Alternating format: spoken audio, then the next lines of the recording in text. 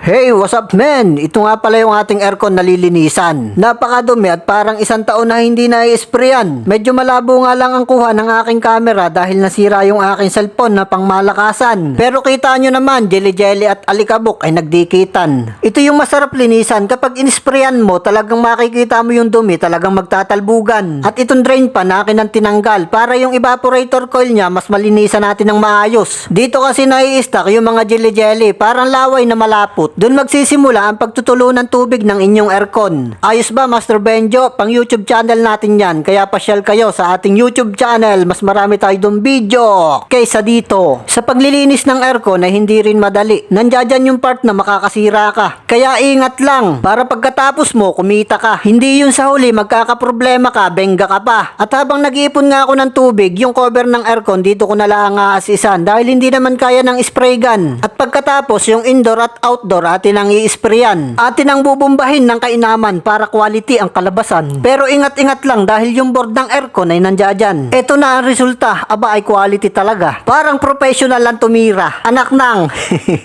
Kung mapapansin nyo, napakalinis na. Itong aircon makakahinga na. Hindi katulad kanina, naghihingalo na. Yung hangin, hindi niya na kayang ibuga. May ini-sprayan nga din pala dyan sa likod, yung kanyang drain line. Dahil sa sobrang dumi nitong aircon na to, pag hindi mo yun i-sprayan, yung butas mababarahan. Useless, yung aircon cleaning mo magtutulo na naman kapag hindi mo yun nilinisan. At kukuha na nga rin pala ako ng makakasama. Ang pag-a-assist nitong cover ay okay na. 80 ang araw, bukod pa ang merienda.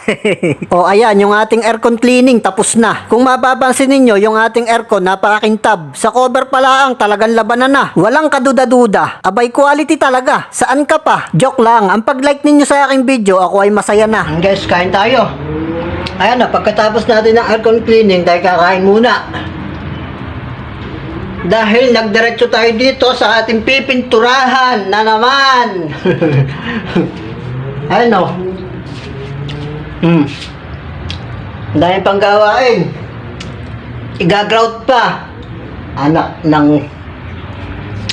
Yon, kakain muna. Babo! Babo.